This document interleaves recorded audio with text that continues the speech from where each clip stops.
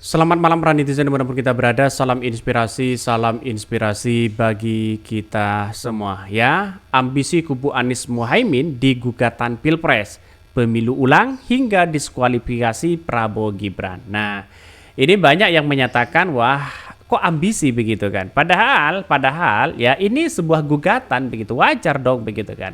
Maka saya katakan sejak awal bahwa tim Anies Baswedan di situ adalah menggugat. Ini harus ada pemilu ulang atau mendiskualifikasi seorang Prabowo Gibran. Akibatnya bukti-bukti yang ada kan sudah cukup.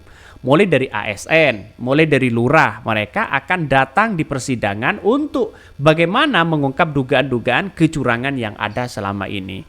Lantas bagaimana? Apakah bisa? Saya kira masih 50% 50% begitu. Artinya bisa saja MK mengabulkan dengan syarat bukti yang cukup ya, dengan akurat, bukan spekulasi. 50 mereka tetap berdasarkan ya hasil rekapitulasi suara.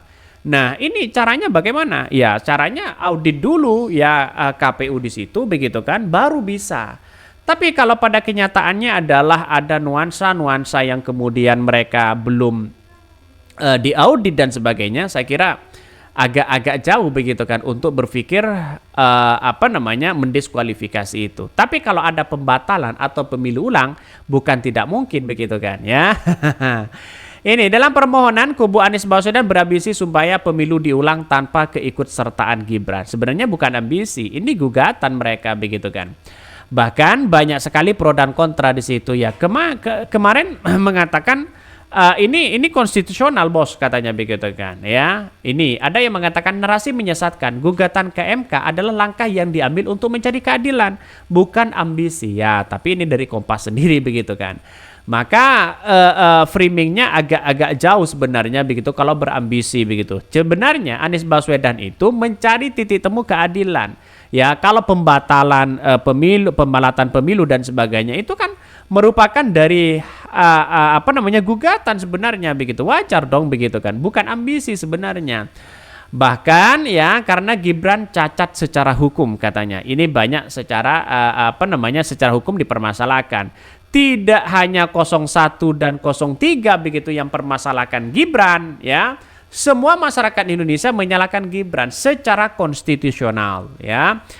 Bagaimana mereka ada cawi-cawi yang kuat di situ di dalamnya, sehingga banyak yang mengatakan bahwa kalau memang ini benar ada nuansa-nuansa dugaan kecurangan, bukan tidak mungkin ya saya katakan tadi akan terjadi ya bukti-bukti yang akurat di situ begitu kan. Aku untuk membuktikan ya misalnya membuktikan dugaan kecurangan. Ya silakan nanti di MK begitu kan. Ya kalau itu bukti kuat bukan tidak mungkin ada satu pembatalan ya atas satu gugatan yang diterima nantinya begitu. Kita tunggu saja ya. Apakah MK akan mengabulkan? Hanya menang di 2 dan 38 provinsi. Ini penghinaan ya paling rendah yang ada dalam sejarah. Ini banyak sekali komentar-komentar dari netizen.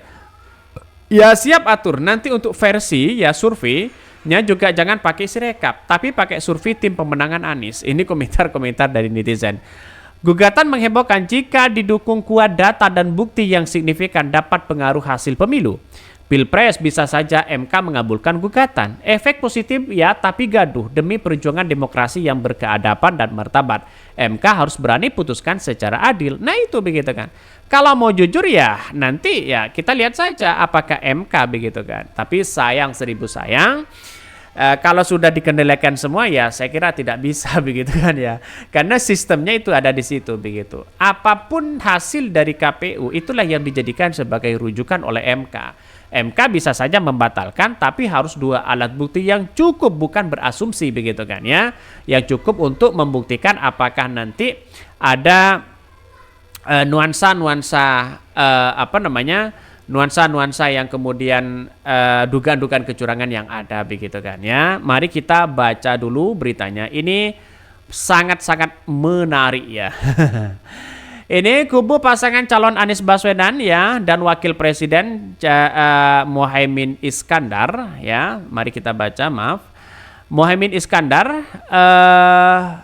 nomor urut 1 ya resmi mengajukan perselisihan pemilu di pemilihan umum PHPU ke Mahkamah Konstitusi. Ya, mereka sudah jelas ya.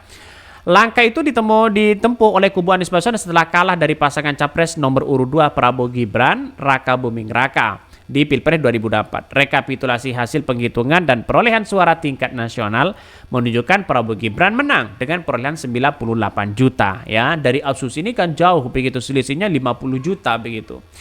Bahkan dalam permohonan kubu Anies Mohaimin berambisi supaya pemilu diulang tanpa keikutsertaan Gibran. Ini tidak hanya dilakukan oleh seorang 01 begitu kan ya. 03 juga mengatakan bahwa ini benar-benar jangan sampai ya harus ada pembatalan kepada Gibran katanya begitu kan. Diskualifikasi Gibran tidak menjadi masalah kepada seorang Prabowo katanya begitu kan. Wah, ini kalau ada seperti ini ya maka posisi seorang Prabowo harus kuat di situ begitu kan ya. Kalau tidak kuat bisa goyah, bisa saja diskualifikasi di situ begitu kan ya. Ya Prabowo ya harus mencari yang lain. Jangan-jangan nanti digantikan yang lain ya. Ketua Hukum yang Nasional Anies Mohaimin Ari Yusuf yang menyebutkan ya Gibran merupakan biang permasalahan pada pemilu di 2024. Dalam ya pendaftaran tersebut Ari mengungkapkan bahwa pihaknya juga telah menyertakan berbagai fakta dan bukti di lapangan. Bahwa namun bukti dan fakta yang dikumpulkan tersebut tidak bisa diungkapkan secara langsung ke publik. Nantinya fakta dan bukti akan disampaikan sidang langsung PHPU yang kemungkinan digelar beberapa waktu ke depan ya. Tetapi yang jelas Ari menegaskan gugatan PHPU ini merupakan amanat dari 40 juta pemilih Anies Baswedan. Ya kita tunggu saja begitu kan.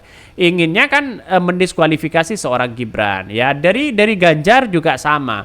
Ya mendiskualifikasi ya Gibran di situ begitu kan. Harus didiskualifikasi. Maka dengan asumsi-asumsi seperti ini saya katakan begitu kan ya. Kalau memang ada dugaan-dugaan yang kemudian bisa ditampilkan ya kepada publik misalnya bukti yang real bukan asumsi begitu kan. Bukti yang real maka bisa untuk pembatalan ini bisa, pemilu diulang bisa begitu kan. Dalam sejarah itu harus ada begitu kan ya, ada pembatalan ya, terus yang tidak sesuai dengan koridor-koridor undang-undang di situ begitu kan. Ya seperti Gibran kan masih posisinya apakah disampaikan oleh MK itu bersifat mutlak dan sebagainya kan sebenarnya bisa digulirkan oleh MK di situ begitu. Kalau tuntutan diskualifikasi seorang Gibran bisa mungkin begitu kan ya, bisa mungkin. Tapi pada kenyataannya adalah mereka sekarang kan siapa yang menguasai ya, karena ada Pak Jokowi yang kuat di situ begitu. Sehingga ya mulai dari KPU, MK kan tidak berkutik begitu. Kira-kira seperti itu logikanya begitu. Maka dengan acuan seperti ini saya katakan sejak awal bahwa kalau memang ada bukti yang sudah real, gampang kita akan membuktikan yang ada di lapangan. Mungkin itu yang kami sampaikan ya, tonton terus channel Hodari Podcast Rakyat ini karena ada berita-berita menarik dan viral setiap harinya. Salam para netizen, salam inspirasi bagi kita semua. Jangan lupa di subscribe channel YouTube Hodari Podcast Rakyat ini.